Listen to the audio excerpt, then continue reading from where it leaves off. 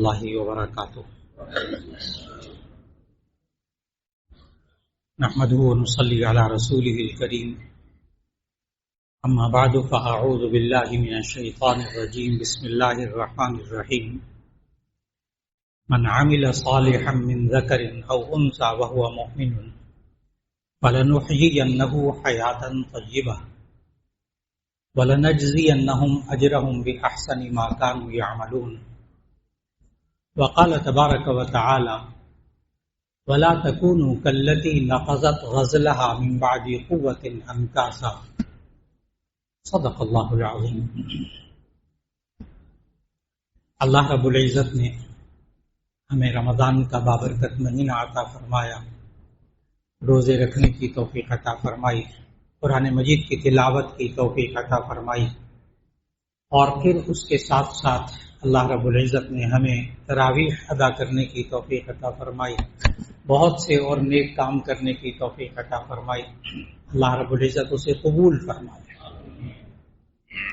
آج کی نشست میں ایک خاص موضوع عرض کرنا مقصود ہے، اور وہ یہ ہے کہ اب ہم رمضان کے بعد زندگی کیسے گزاریں. اس لیے کہ 2 آیتیں تلاوت کرنے کی اللہ نے توفیق عطا فرمائی. ابھی شروع میں ایک آیت سورہ نحل کی آیت نمبر 97 کی تلاوت کی، اور ایک سورہ نحل کی آیت نمبر 92 کی اللہ تعالیٰ نے تلاوت کی توفیق عطا فرمائی.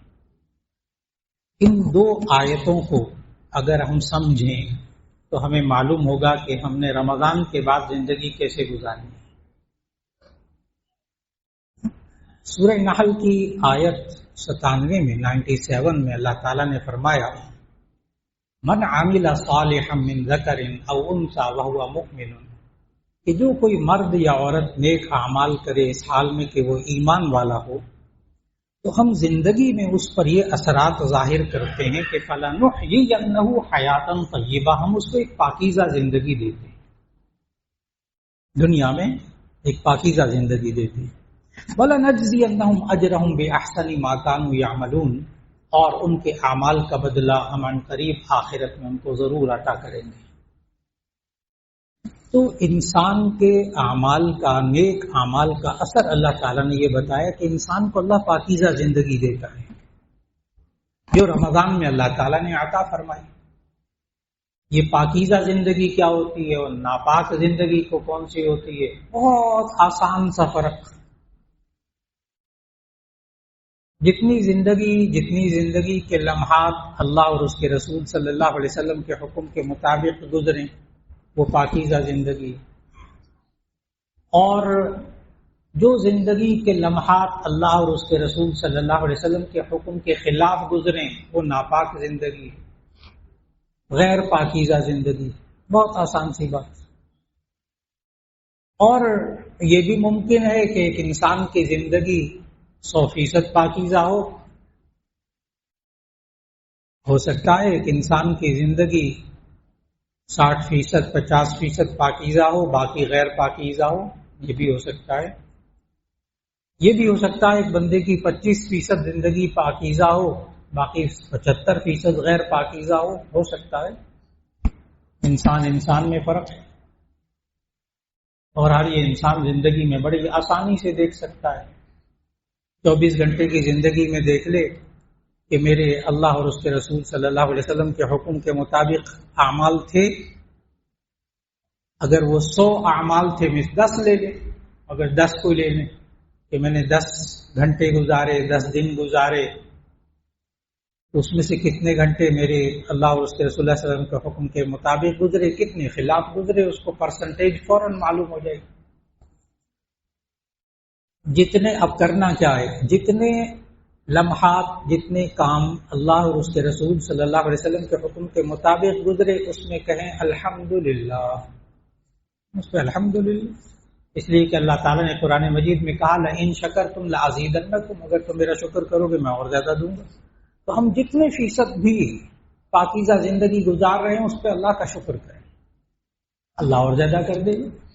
اور جو لمحات یا جو کام غیر پاکیزہ زندگی والے گزرے اس پہ توبہ اور استغفار جاری رکھیں. توبہ اور استغفار کر لیا پھر 100% پاکیزہ زندگی، پھر 100% پاکیزہ زندگی.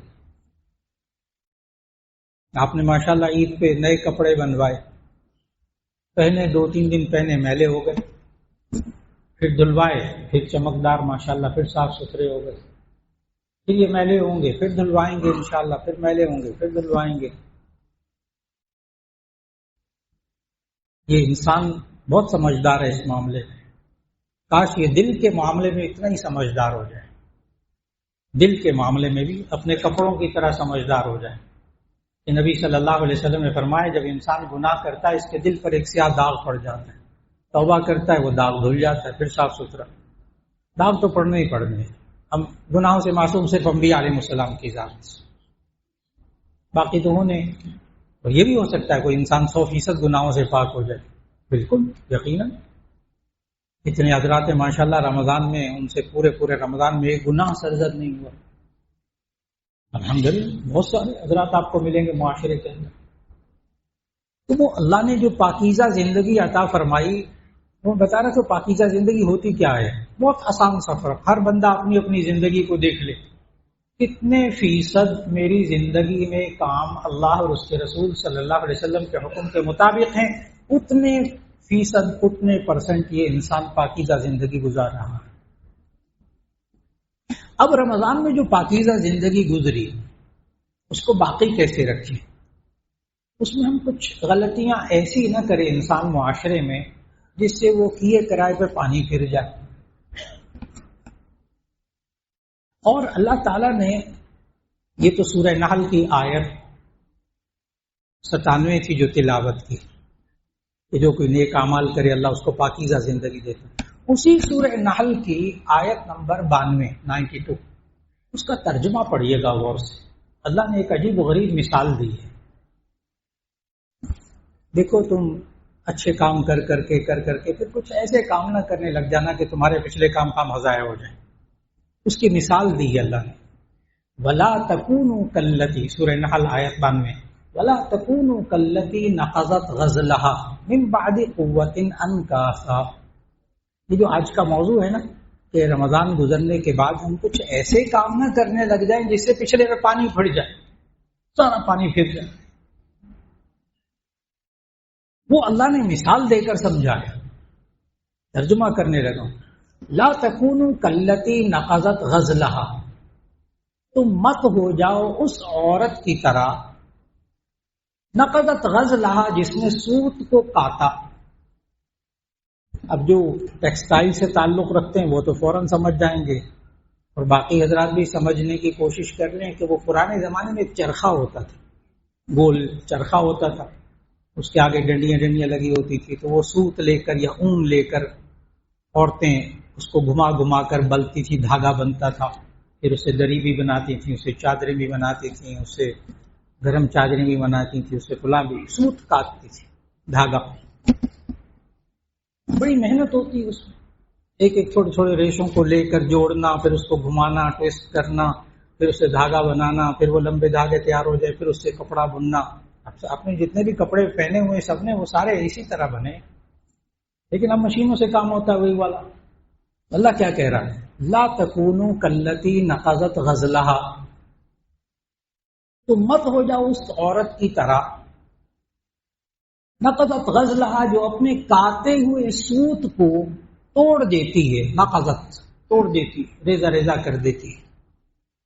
من بعد قوت انکاسا، اس کے بعد کہ اس نے بڑی محنت کر کے اس کا دھاگا بنایا تھا. کیا مثال دی اللہ نے. لا تکونوا کلتی نقضت غزلها من بعد قوت انکاسا. انکاسا ٹکڑے ٹکڑے.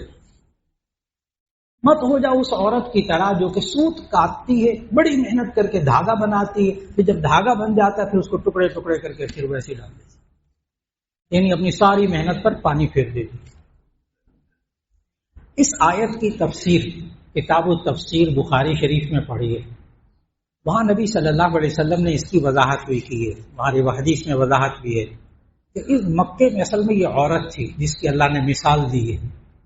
یہ مکے میں ایک عورت تھی جو سوت کاٹتی تھی، اور اس کا نام بھی بخاری شریف کی حدیث میں آیا، خرقہ، خا را قاف الف حمزہ. اس عورت کا نام تھا خرقہ، مکے میں رہتی تھی، بخاری شریف کی حدیث میں اس کی تفسیر موجود. تو اس عورت بیچاری کا نا ذہنی توازن اس قسم کا تھا کہ وہ پہلے سوت کاٹتی تھی، اور سوت کاٹنے کے جب دھاگا بن جاتا بڑی محنت کر کے، پھر اس کے بعد اپنے ہی سوت کاٹے ہوئے دھاگے کو ایک ایک ٹکڑا کر کے پھیلا دیتی تھی، یعنی اپنی ساری محنت پر پانی پھیر دیتی تھی. اللہ نے سورہ نحل کی آیت 92 میں کہا لا تکونوا کاللتی نقضت غزلھا، تم مت ہو جاؤ اس عورت کی طرح جو سوت کاٹتی ہے بعد میں ٹکڑے ٹکڑے کر کے رکھ دیتی، اپنی ساری محنت پر پانی پھیر دیتی. اب اتنی رمضان میں اللہ نے محنت کی توفیق عطا فرمائی، مشقت اٹھانے کی توفیق عطا فرمائی. اب کوئی انسان ایسے کام نہ کرنے لگ جائے کہ جس سے وہ سارے کیے کرائے پہ پانی پھر جائے. اس لیے کہ اللہ تعالیٰ نے ہمیں قرآن مجید میں سمجھایا کہ انسان اچھے کام کرتا ہے، پھر اس کے بعد کچھ کام ایسے کرتا ہے، کچھ کام تو واقعی ایسے کرتا ہے جس سے سارے اعمال ضائع ہو جاتے ہیں. پورے قرآن مجید کا مطالعہ کریں نا تو آپ کو معلوم ہوگا کہ ایسے 3 کام ہیں بڑے خطرناک قسم کے، الحمدللہ ہمارے معاشرے میں وہ نہیں کیے جاتے. 3 کام ایسے خطرناک ہیں جو قرآن مجید میں اللہ نے ذکر کیے کہ جس کی وجہ سے انسان کی زندگی کے پچھلے سارے نیک اعمال نیست و نابود ختم ہو جاتے سارے. نمبر 1 اللہ تعالیٰ نے بتایا قرآن مجید میں 3 چیزیں ہیں. نمبر 1 لئن اشرکت لیحبطن عملک، اگر تم شرک کرو گے تمہارے سارے اعمال ضائع ہو جائیں. اللہ کی ذات میں کسی کو شریک کرنا، اللہ کی صفات میں کسی کو شریک کرنا، اس سے انسان کے پچھلے سارے اعمال ضائع ہو جاتے ہیں. پھر توبہ کر لے اللہ وہ بھی معاف کر دے. ہاں یہ بھی ذہن میں رکھیے. بعض حضرات کے ذہنوں میں نا ایک آیت ہے 5ویں پارے کی کہ ان اللہ لا یغفر ان یشرک بہ ویغفر ما دون ذلک لمن یشاء، اللہ مشرک کو نہیں بخشے گا باقی ہر ایک کو بخش دے گا. تو بہت سے حضرات سوال کرتے ہیں بعد میں کہ جی وہ شرک تو معاف نہیں ہوتا نا، باقی سب گناہ معاف ہو جاتے ہیں. تو اس آیت کی تفسیر میں تمام مفسرین نے لکھا ہے کہ یہ جو اللہ نے فرمایا نا ان اللہ لا یغفر ان یشرک بہ ویغفر ما دون ذلک لمن یشاء، اللہ مشرک کو نہیں بخشے گا باقی ہر ایک کو بخش دے گا، یہ تب ہے جب اس کی موت شرک کی حالت میں ہوئی ہو. اور اگر اس نے اپنی زندگی میں 50 60 سال 90 سال شرک کر کے اگر اس نے توبہ اور استغفار کر لی، اللہ وہ بھی معاف کرے. اور اس کی مثال بھی دے دیتا ہوں آسان سے. حضرت سلمان فارسی رضی اللہ تعالیٰ عنہ یہ اصل میں مجوسی تھے، فارس کے رہنے والے مجوسی تھے، آتش پرست تھے، سورج کی پوجا کرتے تھے. پوری قوم سورج کی آگ کی پوجا کرتی تھی، یہ آریہ نسل کے تھے. پھر اس کے بعد میں عیسائی مذہب اختیار کر لیا تھا. 90 سال کی عمر میں اسلام لائے حضرت سلمان فارسی رضی اللہ تعالیٰ. بعد میں 60 سال پھر زندہ رہے، 150 سال کی عمر میں انتقال ہوا. ٹھیک ہے، جو بات سمجھنے کی وہ یہ کہ 90 سال کے بھی گناہوں کو اللہ ایسے ایک توبہ اور استغفار سے معاف کر دیتا. تو ایک تو شرک ہے جو انسان کے پچھلے تمام اعمال کو ضائع کر دیتا ہے. یہ میں بتا رہا ہوں کہ اب رمضان کے بعد زندگی کیسے گزاریں. ہم کچھ کام ایسے نہ کہیں انسان کر بیٹھے کہ جس سے وہ پچھلے سارے اعمال کہیں ضائع نہ ہو جائے، اور کچھ کام ایسے سارے تو ضائع نہیں ہوتے، تھوڑے بہت ضائع ہوتے ہیں، وہ بھی الگ سے بتاؤں گا. تو سارے اعمال ضائع ہوتے ہیں، وہ تو ایک یہ آیت لئن اشرکت لیحبطن عملک، اگر تم شرک کرو گے سارے اعمال تمہارے ضائع ہو جائیں گے، نہیں ختم. نمبر 2 سورہ حجرات، لا ترفعوا اصواتکم، سورہ حجرات کی آیت نمبر 2، لا ترفعوا اصواتکم فوق صوت النبی ولا تجهروا له بالقول كجهر بعضكم لبعض ان تحبط اعمالکم وانتم لا تشعرون.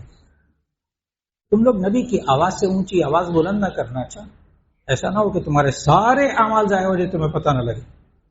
تو نبی صلی اللہ علیہ وسلم کی گستاخی، ان کی شان میں گستاخی کسی بھی انداز کی ہو، اس سے پچھلے سارے اعمال ضائع ہو جاتے ہیں. قرآن مجید کی اس آیت کے مطابق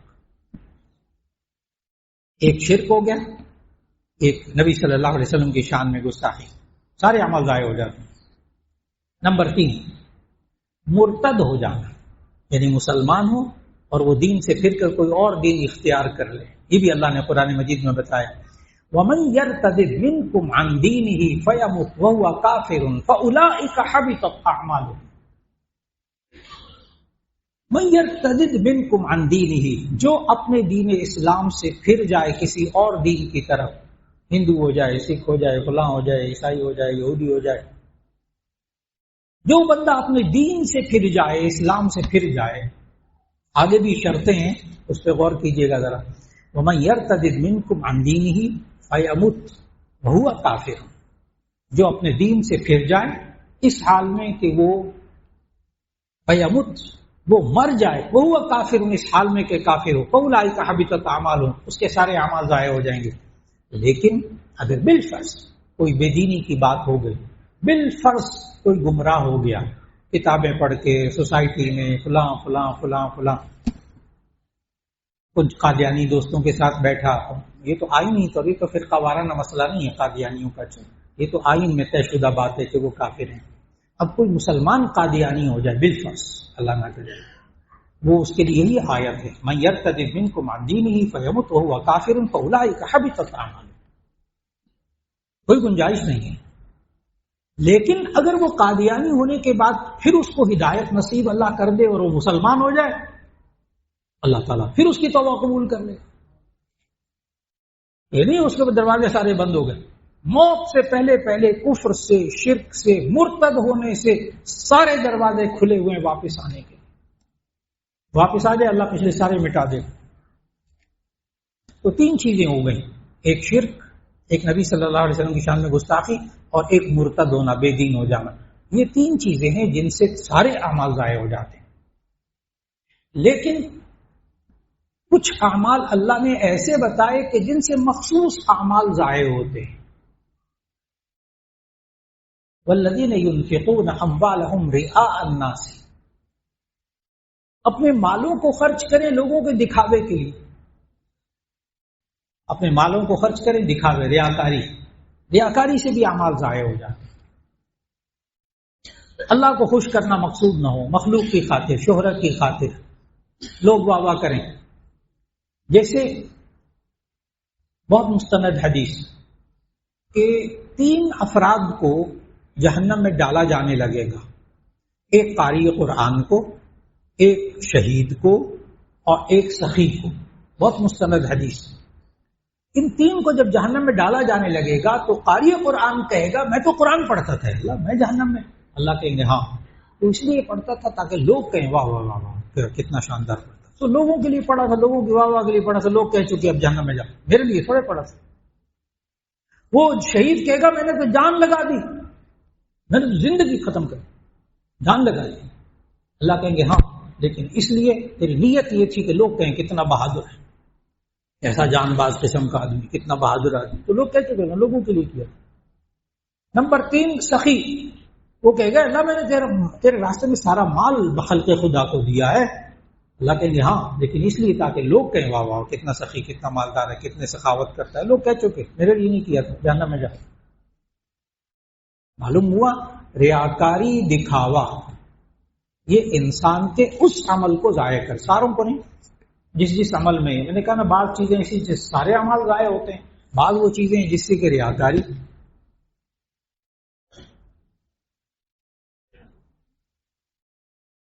ایک حقیقی واقعہ بزرگ اپنے ملفوظات میں بیان کر رہے ہیں کہ ایک صاحب جو ہے ان کے ساتھ پاس مہمان آئے، اب ذرا غور کیجیے گا، مہمان آئے تو وہ بھی ماشاءاللہ مالدار تھے، یہ بھی بڑے مالدار تھے۔ وہ جب مہمان آئے تو انہوں نے اپنے خادم کو پکارا اور کہا کہ ان کو نا اس پیالے میں پانی پلائیں جو میں تیسرے حج سے لے کر آیا تھا، ان کو اس پیالے میں پانی پلائیں میں جو تیسرے حج سے لے کر آیا تھا۔ تو بزرگ وہاں پتہ کیا فرماتے ہیں، کہتے ہیں ایک جملے نے نا اس کے پچھلے 3 حج ضائع کر دیے۔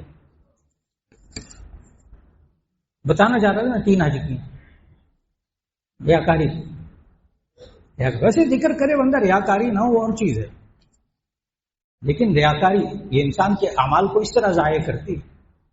یہ آیت پڑھی والذین ينفقون اموالهم رئاء الناس، وہ لوگ جو اپنے مالوں کو خرچ کرتے ہیں لوگوں کے دکھاوے کے لیے، اس سے بچنے کی کوشش ہو جائے۔ اسی طرح اللہ تعالیٰ نے زکوٰۃ، صدقات اور مالی عبادتوں کو ضائع نہ کریں۔ یا ایھا الذین، سورۃ البقرہ، یا ایھا الذین آمنوا لا تبطلوا صدقاتکم بالمن والاذی، اے ایمان والو تم اپنے اعمال کو تکلیف پہنچا کر، احسان جتلا کر ضائع نہ کرو۔ تم اپنے کسی کو اوپر احسان کیا، اچھا سلوک کیا، اس کو پیسے دیے، اس کی مدد کی، 10 سال 20 سال اس کے ساتھ تعاون کرتے رہے، ایک دن آیا کو غصہ کسی بات پر نہ، دیکھ 20 سال ہو گئے میں نے تو تیرے ساتھ اتنا تعاون کیا ہے، اب یہ صلہ دیا مجھے، وہ 20 سال کی محنت پر سارا پانی پھر گیا، تانا دیا نا، تکلیف پہنچائی، ذلیل کیا اسے۔ احسان جتلا کر، تکلیف پہنچا کر انسان اپنے اعمال کو ضائع کرتا ہے۔ اب اللہ نے، اب ہم نے اس کو کیسے باقی رکھنا ہے، اس پاکیزہ زندگی کو رمضان کے بعد کیسے زندگی گزارنی ہے کہ ہم سے کوئی ایسا کام نہ ہونے پائے کہ جس سے ہمارے سارے پچھلے کیے کے رہ پہ پانی پی جائے۔ اب پھر وہ آیت ذہن میں لائیے گا، آیت نمبر 92 سورہ نحل کی، لا تکونوا کالتی نقضت غزلها من بعد قوة انکاسا، اس خاتون کی طرح، اس بوڑھی عورت کی طرح نہ ہو جاؤ جو سوت کاٹتی تھی اور پھر اس کے بعد پھر خود ہی ٹکڑے ٹکڑے کر کے اپنی محنت پر سارا پانی پھیر دیتی تھی۔ اب اللہ نے رمضان میں جلدی جاگنے کی توفیق عطا فرمائی، فجر کی نماز پڑھنے کی توفیق عطا فرمائی، کوشش کرے انسان اس عادت کو باقی رکھے۔ اللہ نے رمضان میں 2 کھانوں کے درمیان وقفہ کرنے کی عادت ڈالی۔ کتنے لوگ ہیں ان کے معدے کا نظام سیٹ ہو گیا، ان کے بلڈ پریشر کا نظام سیٹ ہو گیا، ان کی جو ہے وہ شوگر کا نظام سیٹ ہو گیا، کتنا اللہ نے نظام بنایا۔ 2 کھانوں کے درمیان وقفہ، ڈاکٹر تو وہ رو رو کر تھک جاتے ہیں نا 40 سال سے اوپر والے عمر والے حضرات کے لیے، کہ اب کھانوں کے درمیان تھوڑا سا وقفہ کر لو۔ یہ انسان کھانوں کے درمیان وقفہ کرنا بھی سیکھ گیا۔ وقت کی پابندی بھی اللہ نے سکھائی رمضان میں، 5 وقت کی نماز، افطار، سحر، اللہ نے توفیق عطا فرمائی۔ اب یہ وقت کی پابندی کی تربیت بھی انسان باقی رکھے۔ رمضان کے اندر الحمدللہ بہت سی چیزوں کو دیکھنے سے اللہ نے بچائے رکھا۔ یہ روزہ ہے، رمضان ہے، رمضان میں نہیں دیکھی۔ بعض چیزیں ہم نے اپنے گھروں کے اندر بند بھی کر دی تھی رمضان میں، کہ بھئی رمضان میں یہ چیزیں نہیں چلیں گی، اور اچھا بیٹا وہ بند کر دو۔ تو جب اللہ نے آنکھوں کی حفاظت کروائی ہے، اب وہ آنکھوں کی حفاظت کی تربیت ہو گئی ہے، اب اس کو بھی باقی رکھنے کی کوشش ہو جائے۔ اللہ نے جو پاکیزہ زندگی دی ہے اس کو پاکیزہ رکھنے کی کوشش ہو جائے۔ اور پھر اللہ تعالیٰ نے ہمیں 5 وقت کی نمازوں کی توفیق عطا فرمائی۔ ماشاءاللہ مسجد خوب بھری ہوئی، ہر محلے کی مسجد ماشاءاللہ خوب بھری ہوئی، عبادت کا ذوق اور شوق پیدا ہو جاتا ہے۔ تو جب اللہ نے نماز پڑھنے کی عادت ڈال دی ہے، اب اس عادت کو بھی باقی رکھا جائے۔ اسی طرح اللہ نے انسان کو رمضان کے اندر تربیت دی، ہر روزے دار کی ایک تربیت کی اللہ نے، اور وہ یہ کہ اللہ دیکھ رہا ہے۔ ہر روزے دار جس نے روزہ رکھا ہے نا، اس کی 30 دن 29 دن خوب تربیت ہوئی ہے، پورا مہینہ اللہ دیکھ رہا ہے۔ پتہ کیا ہے، یہ بندہ کتنی دفعہ اکیلا کمرے میں ہوتا تھا، گھر میں اکیلا کمرے میں، کھانے پینے کی چیزیں ہوتی تھی، فریج میں موجود ہوتی تھی، پانی موجود ہوتا تھا، پانی پاس موجود ہوتا تھا، اچھی اچھی چیزیں موجود ہوتی تھی، پھل موجود ہوتا تھا، یہ آدمی نہیں کھاتا تھا، پتہ نہیں کیوں نہیں کھاتا تھا۔ ٹھیک ہے روزہ رکھا ہوا ہے، ٹھیک ہے پتہ ہے، لیکن یہ کہ کوئی دیکھ تو نہیں رہا نا، کھا لیتا۔ گیا گزرا روزے دار بھی نہ اس سے پوچھے کیوں نہیں کھایا بند کمرے میں، وہ کہے گا اللہ دیکھ رہا ہے، ایسے ہی اس کے دل میں پکی بات ہے۔ میں نے کہا نا گیا وہ جو بندہ سمجھتا نا میں بہت گناہ گار ہوں، بس یہ ہمارے اندر تو یہ خیال ہی پیدا نہیں ہوتا، یہ تو اولیاء اللہ میں اور اللہ کے بڑے نیک بندوں میں تصور پیدا ہوتا ہے کہ اللہ دیکھ رہا تھا، لیکن یقین جانیے کہ ہر روزے دار کو اللہ نے یہ کیفیت عطا فرمائی ہے کہ اللہ دیکھ رہا ہے، ورنہ یہ بند کمرے میں کھانے سے اس کو کس نے روکا؟ معلوم ہوا اس کے دل میں اللہ نے یہ تربیت بھی کی ہے کہ اللہ دیکھ رہا ہے۔ کاش کہ وہ چیز، وہ کیفیت کے حلال کھانا سامنے رکھا ہوا تھا، حلال پھل سامنے رکھا ہوا تھا، اس نے صرف اس لیے کہ اللہ دیکھ رہا ہے اس نے بند کمرے میں نہیں کھایا۔ کاش اس کے ذہن میں اللہ نے جو رمضان میں تربیت کی تھی نا کہ اللہ دیکھ رہا ہے، اب اس تربیت کو باقی 11 مہینے حرام کاموں کے لیے استعمال کر لے کہ اللہ دیکھ رہا ہے، وہاں تو حلال کے لیے استعمال کی۔ پھر یہ کیسے بچا؟